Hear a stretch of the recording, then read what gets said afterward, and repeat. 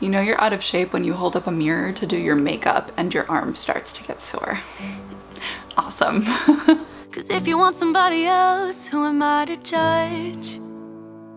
I've been thinking about you all the time, but that's alright. Hi loves, welcome back for another video, or welcome if you're new here.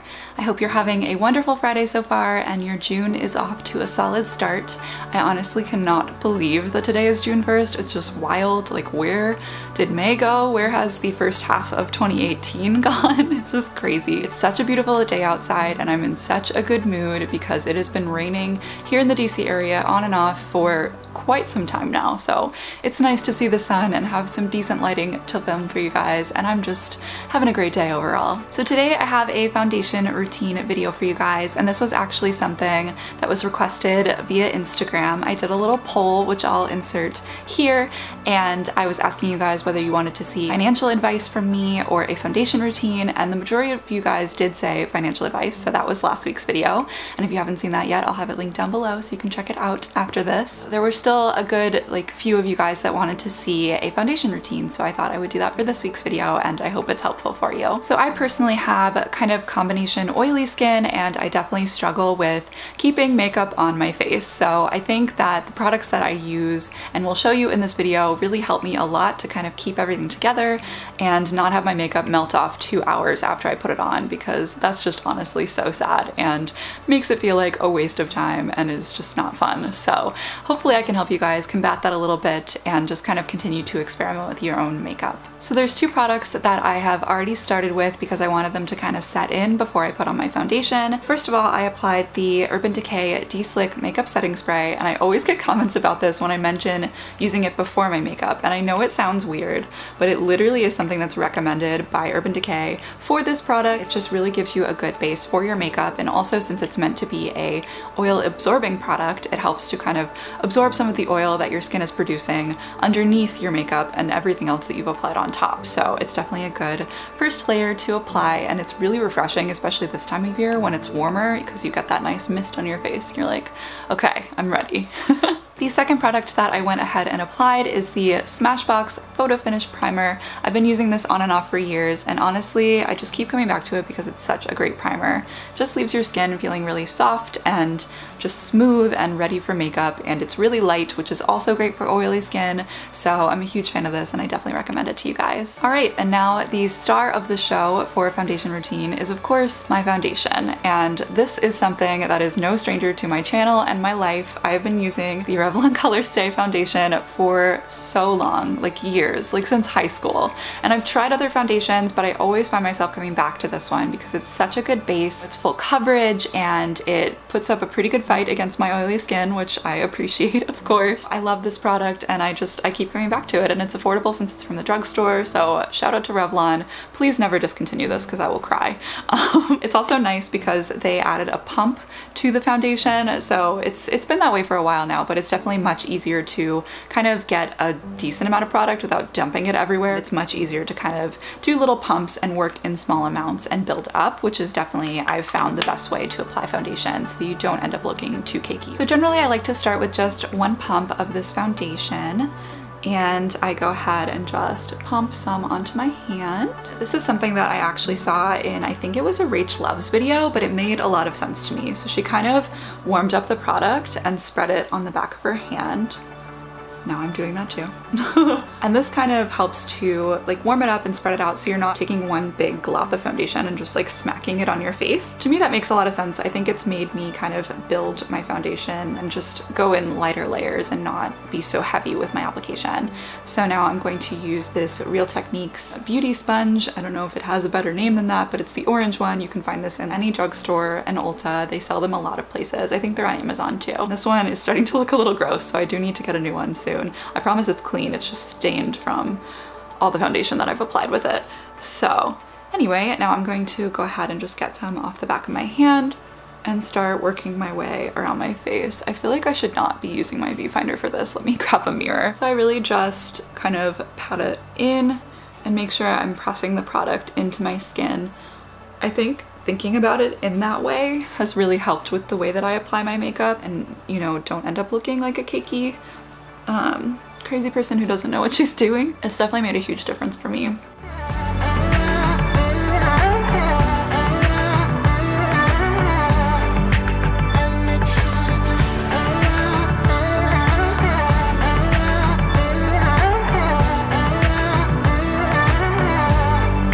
Of course, you never want to forget to blend down your neck. It's definitely a rookie makeup mistake that we have all made in our lifetime, but it looks real rough even if your foundation is a good match. So it's good to have everything nice and blended and seamless. And then my last step is just to go in with whatever is left on my hand and just add a little more coverage anywhere that I feel like I need it. For me, since I have pretty rosy cheeks, and especially this time of year, they like to come out once I get hot and flustered outside because it's really warm. So I like to focus a little bit more foundation in that area just to even everything out and keep it under control. And to set everything, I'm going to go ahead and use the Revlon Color Stay pressed powder. This one is in 810 Fair, and I don't think I mentioned my foundation color, so let me backtrack for a second here. My foundation is in 150 Buff, and this is the combination oily skin formula.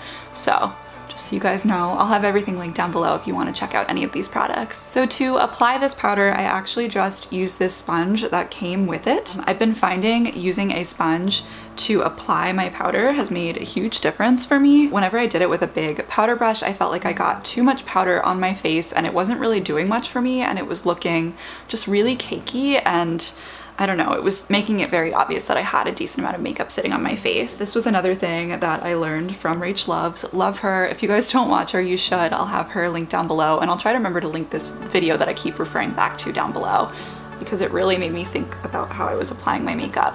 So basically I do my best to just press the powder right into my skin. And I know it's gonna look kind of intense at first, but I promise I'll blend it out to get the excess off of my face. But I find doing it this way really sets my makeup super well, and I don't end up with like way too much powder on my face, so it's definitely a win-win.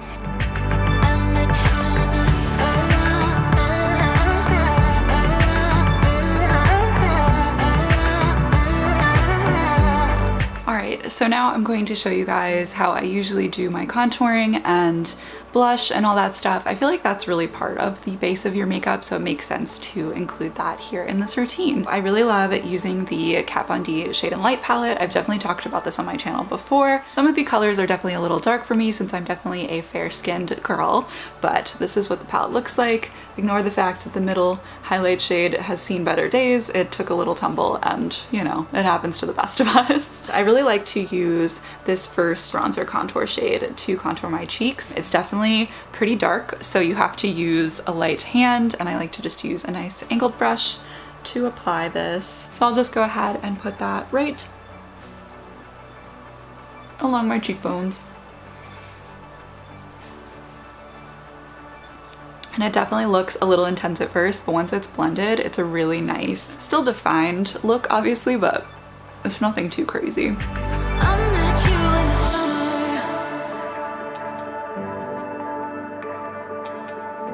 So I just realized I didn't apply concealer. I don't know what I'm doing with my life, guys. So even though I've already done my powder and my bronzer, I'm just gonna dot a little bit under my eyes because it does make a difference in brightening everything. So I went to put on that yellow powder from the Kat Von D palette, and I was like, wait, I'm setting concealer that I'm not wearing. So I really like to just apply my concealer underneath my eyes and a little bit along the bridge of my nose. And I realize I'm putting this above powder, and that's counterintuitive, but here we are.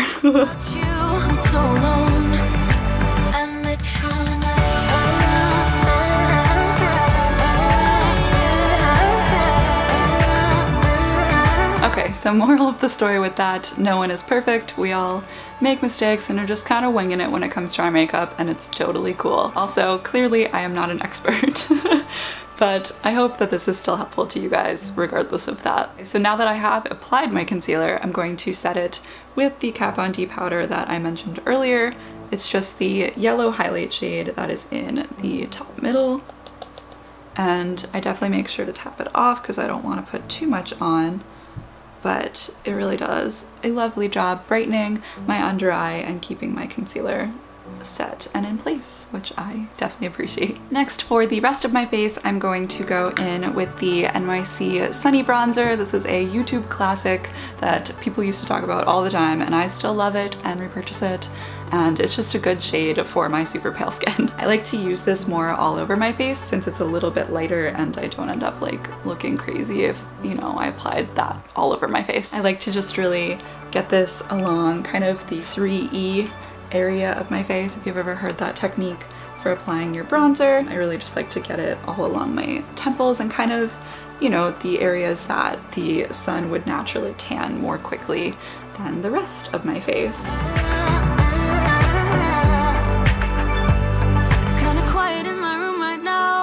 Without you, and I couldn't really make you. And I also just applied some along the sides of my nose just to, you know, get everything nice and contoured. All right, so now I look a little crazy, but I promise we're almost ready to blend and then everything will come together. For blush, I really like to use the classic 10 color blush palette from Coastal Scents. Everyone was obsessed with this palette like years ago. I probably had it longer than I should, a palette, but it's fine. It's still great, and I love the color options that you have. There's definitely quite the variety, and I've clearly loved some of them because I've definitely hit pan. Right now I'm going to use this kind of like orangey peachy shade right here, and this is one of my everyday go-tos because it's such a warm color and it's so great for like spring and summer.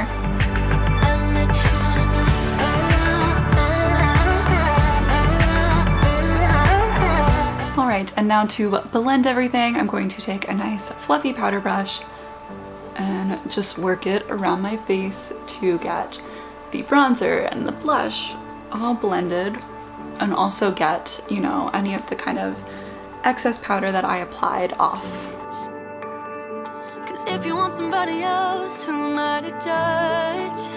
Last but not least, I'm going to go in with a highlighter. This one is from Cynthia Rowley. It's just a liquid highlighter. This is a little sample of it actually. I'll see if I can find it and link it below for you guys, because the color is just so pretty and I'm obsessed with how it's kind of natural, but then you get that nice shimmery glow that like people are like, wait, are you wearing highlighter? That looks nice. And I've gotten so many compliments wearing this, so I definitely want to purchase a full size once I work my way through this sample. But honestly, the sample has lasted a really long time for me because you don't need a lot. So I just take a little bit on my ring finger and kind of dot it along my cheekbone. And then I like to just kind of do a nice little circular motion to blend it out, and you get this beautiful glow. What's up? Love highlighter. I also like to do a little on the tip of my nose and my cupid's bow, and then I'll go ahead and go in and do the other side of my cheekbones. Who am I to judge? I've been thinking about you all the time. All right, I'm going to go ahead and do my eye makeup and my brows and just finish up everything on my face really quick, and I will come back with an outro for you guys. And boom, we are done and ready to move on with our day. I still have to do my hair. I've probably looked bald this entire video because it's been up in a bun, and you know, I have a lot of hair, so it's a tall bun that's hiding up here, but I swear I'm not bald. Anyway, this is the completed look. I hope that this video was somewhat helpful for you guys. I'm definitely not a makeup artist by any means or an expert, but I thought I'd share the products that have been working for me and just put them out there for you guys, so hopefully you can find something that works for you as well. I do have one more step to show you guys. It's very simple and easy. I'm just going to go ahead and use the Urban Decay De-Slick Setting Spray again to set everything on my face now that I have my eye makeup and everything done, and I am ready to move on with my day.